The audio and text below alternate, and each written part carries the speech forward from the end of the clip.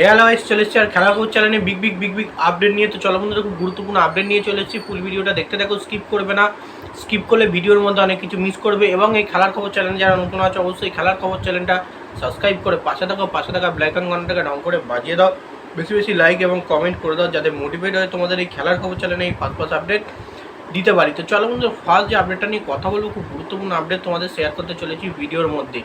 তো ফার্স্ট আপডেটটাই হচ্ছে এমবিএসজি শিবিরের প্লেয়ার লিস্টন কোলাসোকে নিয়ে। তো তোমরা নিশ্চয়ই জানো, কালকে আর ভিডিও করার কোনো মনস্থির ছিল না, এটা পোস্ট করে দিয়েছি। মোহনবাগান ইস্টবেঙ্গলের কাছে কালকে 4-1 গোলে কিন্তু পরাজিত হয়ে ডুরান্ড কাপ ফাইনালে হেরেছে, ইস্টবেঙ্গল চ্যাম্পিয়ন হয়েছে।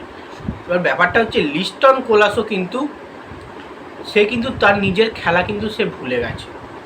মানে সে যেভাবে খেলতো, যেভাবে পারফরমেন্স করতো আমরা দেখেছি, সেই পারফরমেন্স কিন্তু ইদানিং সময়ে আগের মরশুমেও কিছুটা, এবার এই মরশুমে তার সবথেকে বেশি প্রভাব কিন্তু পড়েছে তার উল্টো পাল্টা খেলা। লিস্টন কোলাসো বল নিয়ে যাচ্ছে, নিয়ে গিয়ে বল লুজ করছে, বাইরে উল্টো পাল্টা শট মারছে, কাটিয়ে নিয়ে গিয়ে কিন্তু তিনি বল কন্ট্রোলে রাখতে পারছেন না।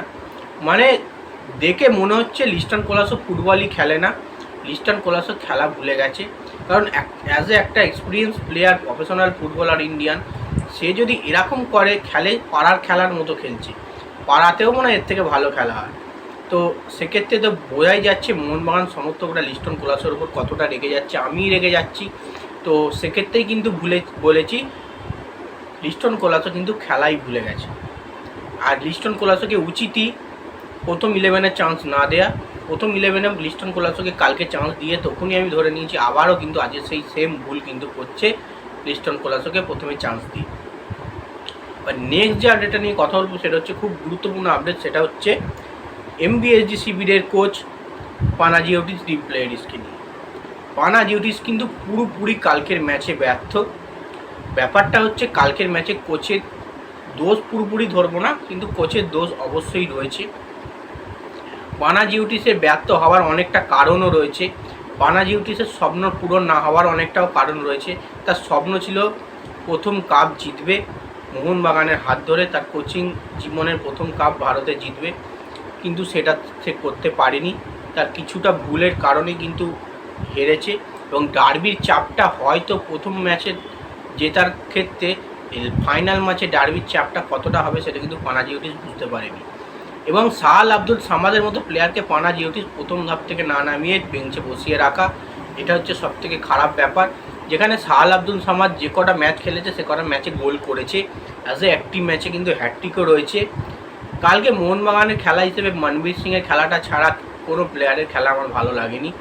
এবং পানাজিওটিস ব্যর্থ তার নিজের ভুলের কারণে। তো এবার নেক্সট যে আপডেটটা নিয়ে কথা বলবো, খুব গুরুত্বপূর্ণ আপডেট, সেটা হচ্ছে ইস্টবেঙ্গল এফসি শিবিরের প্লেয়ার এডমান্ড লাল্লেন্ডিকা। এই এডমান্ড কিন্তু আগুন জ্বালানো পারফরমেন্স করেছে কাল, একাই কিন্তু 100 এডমান্ড। ভবিষ্যৎ আরও ভালো দেখা যাচ্ছে এডমান্ডের। তো আশা করছি ইন্ডিয়া ফুটবলে এডমান্ডের একটা দুর্দান্ত জায়গা হবে। এডমান্ড কালকের ম্যাচে হ্যাটট্রিক করেছে, 3টে গোল একাই করেছে, সেই কারণে কিন্তু আমি থাম্বনেলে লিখেছি একাই 100। অবশ্যই একাই 100-র মতো খেলেছে কালকে Edmund as a Indian player হিসেবে। তো প্রাউড ফিল তো অবশ্যই করতে হবে, ইস্টবেঙ্গল প্লেয়ার বলে তো শুধু নয়, সে তো ইন্ডিয়ানও প্লেয়ার, প্রাউড ফিল করা উচিত তার পারফরমেন্স নিয়ে। ইন্ডিয়া টিমের যদি এরকম পারফরমেন্স যদি কোনো প্লেয়ার দিতে পারে, তাহলে ইন্ডিয়া টিমটা আরও ভালো পারফরমেন্স করতে পারবে, আরও ভালো জায়গায় যেতে পারবে। তো লাল্লেন্ডিগার খেলা দেখে কিন্তু মনে একটা আশা জুটছে এবং তার খেলা একটা আলাদা ধাঁচ আছে। তো ছেলেটা একটা বড় জায়গায় যাবে, বড় কোয়ালিটির প্লেয়ার হবে বলে মনে হচ্ছে তো ম্যাচের কাল হ্যাটট্রিকটা দেখে।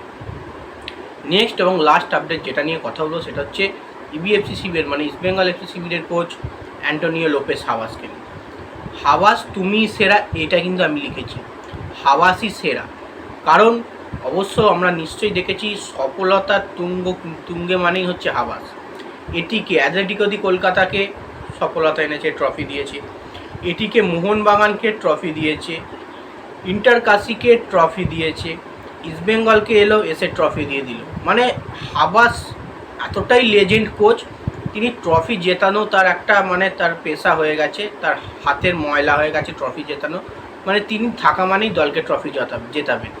তো সেই জিনিসটা ইস্টবেঙ্গলের হয়েও কিন্তু তিনি করে ফেললেন, নিজেকে প্রমাণ করে ফেললেন। তিনিই কিন্তু সেরা কোচ এখনও পর্যন্ত ইন্ডিয়ার বুকে। যাই হোক, এই আপডেট ছিল। ভিডিওটা যদি ভালো লেগে থাকে লাইক করুন, শেয়ার, সাবস্ক্রাইব করে পাশে থাকো। চলো বন্ধুরা, বাই। নেক্সট ভিডিও আবার দেখা হচ্ছে। টাটা।